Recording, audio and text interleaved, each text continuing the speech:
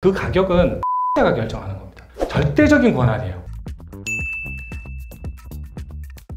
그 다음에 객단가요. 여기서 만들 수 있는 것들 있죠. 돈을 쓰지 않고 만들 수 있는 영역이 어디냐면 이 두 가지죠. 그러니까 100명이 왔는데 100명을 다 사게 할 수 있을까요? 불가능합니다.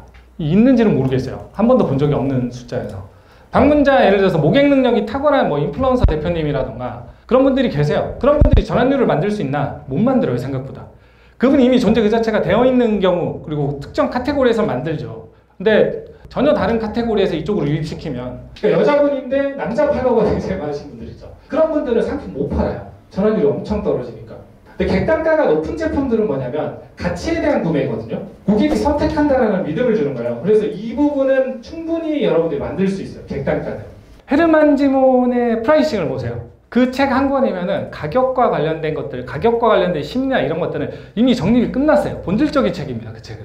헤르만 지몬의 프라이싱 꼭 안 읽어보셨으면 혹시 보셨더라도 한 번 더 보세요. 엄청 대현자가 되실 수 있어요. 그러니까 간단한 방식인데 책이에요. 인터넷 구독과 PDF 요즘에 많이 팔잖아요. 그 인쇄판이 14,000원. 그리고 이게 둘의 세트 구독이 또 14,000원이에요. 누가 봐도 저거는 필요 없는 애죠. 저거 사는 사람은 바보예요. 그죠? 근데 어떻게 됩니까? 약 84%가 이거 MIT 교수가 실험한 거거든요. 100명을 대상으로 84%가 이걸 사요. 그리고 빼고 실험도 해봅니다. 불필요한 옵션을 제거했는데 사람들이 대현자가 돼버렸어요. 엄청 똑똑해진 거죠. 그렇죠? 근데 이전에 이 제품을 구매했던 분들이 손해라고 느꼈을까요? 아니에요. 손실의 피가 설계되어 있는 거예요. 불필요한 옵션이 사실은 좋은 구매를 했다고 믿게 만들어요. 여러분들 프라이싱이라던가 이 가격에 대한 손실의 피에 대한 것들, 예를 들어서 코카콜라가 어디서 제일 많이 비싸게 팔리냐 아시는 분? 호텔에서 제일 비싸게 팔립니다. 그리고 여객기, 상점들, 슈퍼마켓 뭐 이런 쪽으로 해서 하는데 그거를 누가 결정하냐? 코카콜라가 결정해요. 여러분들이 생각해 보셔야 되는데 내가 머리를 어제 머리 자르러 왔는데 망했거든요. 네, 누가 결정했어요? 엄청 비싸게 주고 잘랐어요. 예를 들어서 30만 원 줬어. 누가 결정했어요? 제가? 아니에요. 그 가격은 판매자가 결정하는 겁니다. 절대적인 권한이에요. 그거는. 당연히 아까 마케팅은 시장에서 결정하는 거라고 그랬잖아요. 그렇죠? 그 네 가지 축이라고 이야기했던 포피 이야기 했었죠. 프라이스. 여기에 대해서 여러분들이 이것만 알고 있어도 썸네일이라던가 객단가를 엄청나게 끌어올릴 수 있어요. 근데 제대로 공부를 안 해서 그래요. 마찬가지예요. 이것도 이제 표현이나 카피 영역이죠. 이거는 카피라이팅. 여러분 광고 배우고 싶다 그러면 누구 찾아가야 되는지 아시는 분? 누굽니까? 광고 아버지가 누구죠? 광고의 아버지 데이비드 오길비예요. 오길비의 책을 보고 광고의 본질을 공부하시면 돼요. 오길비가 버네이즈나 훨씬 뒤에 있어요. 광고가 먼저일 것 같은데 홍보나 선전이 안 좋은 것들을 보완하고자 해서 만들어낸 게 오길비가 광고에 대해서 힘을 많이 주기 시작을 했죠. 그리고 우리가 일반적으로 알고 있는 광고 영역들은 현대광고학의 아버지 오길비 선생님이 정리를 많이 해주셨습니다. 근데 광고는 뭐냐면 출판물이잖아요. 출판물 예전에. 그래서 카피예요. 글이에요. 글 쓰는 거. 브랜드의 캐치프레이즈 같은 거라고 보시면 돼요.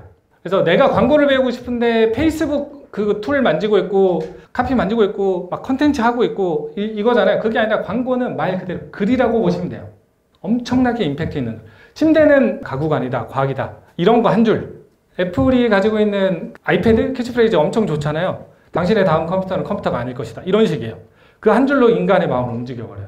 예전에 그 영상 중에서 맹인이 이렇게 하고 있는 거 이렇게 카피라이터가 가면서 이렇게 골판지에다 낙서를 딱 해주고 뒤집어주고 가죠. 돈이 이만큼 쌓여있어요. 그러니까 똑같은 말이에요. 저는 맹인입니다. 도와주세요를 너무 아름다운 날인데 저는 그것을 볼 수 없습니다로 바꿨을 뿐인데 그래요. 마음이 움직여요. 그러니까 카피는 마음을 움직이는 영역입니다. 그래서 이거를 배워두셔야 돼요. 만약에 광고를 한다라고 하면 이거는 변하지가 않아요. 변하지 않는 지식입니다.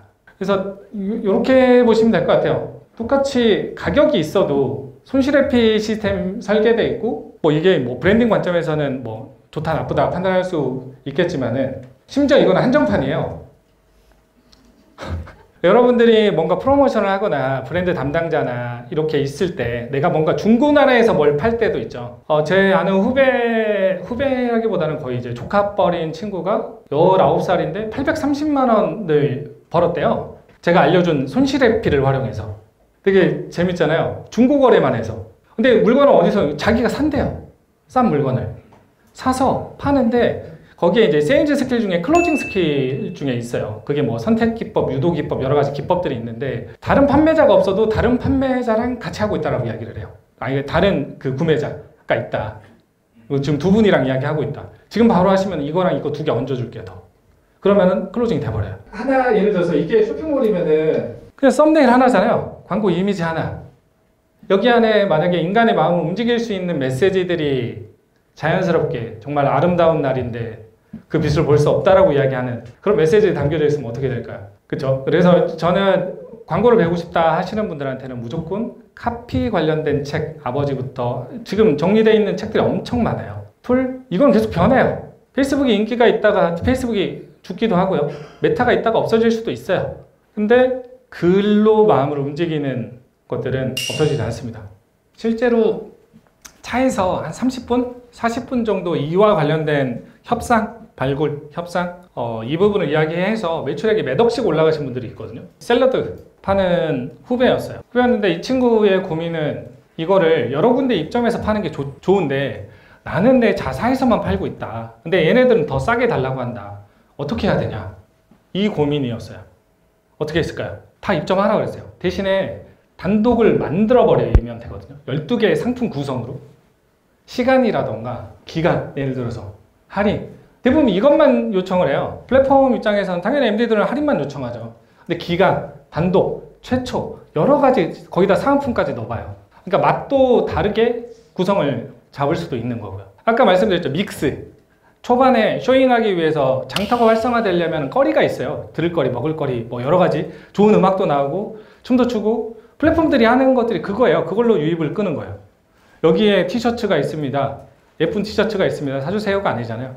끌고 나서 거기 안에서 잠가버리는 거거든요. 잡아 오는 건데 입점이 중요한 게 아니라 핵심은 노출이에요. 근데 플랫폼에서 입점하면 다 노출해주잖아요. 메인에? 아니잖아요. 왜 아닐까? 매력이 없으니까. 그래서 단독을 만들어주는 건데 예를 들어서 29cm에서도 그런 문제가 있었어요. MD분들이 하는 이야기가 경쟁사의 브랜드 입장에서 더 많이 파니까 더 높은 할인율을 준다라고 이야기를 해요. 그러니까 여기 이 브랜드를 설득할 수가 없다. 어떻게 해요? 그렇게 포기하는 거예요. 아니죠. 뭐 예를 들어서 티셔츠다. 컬러가 5개다. 사이즈가 3개다. 그러면 이 컬러의 L 사이즈만 사입을 합니다. 아예. 그리고 나서 조건을 걸어주는 거죠. 브랜드사에. 이거를 내가 할인도 안 하고 정상가에 팔 거니까 대신에 너가 입점되어 있는 모든 플랫폼에는 이걸 다 올려줘. 그리고 이것도 올려주고 품절 처리만 해달라고. 정상가에 다 팔 수 있어요. 이해되세요?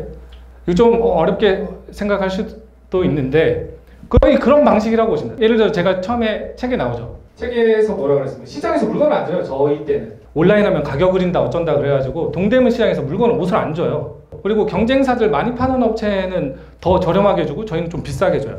뭘로 승부했을 것 같아요? 맞아요. 속도야. 그냥 가져와서 제일 먼저 올렸어요. 제일 먼저 올리고 제일 먼저 올라오는 걸로 이미지를 붙여버리죠. 엄청 힘들어요. 그러면 피토하면 진짜 피토하는 게 아니라 코피 막 흘리면서 했어요.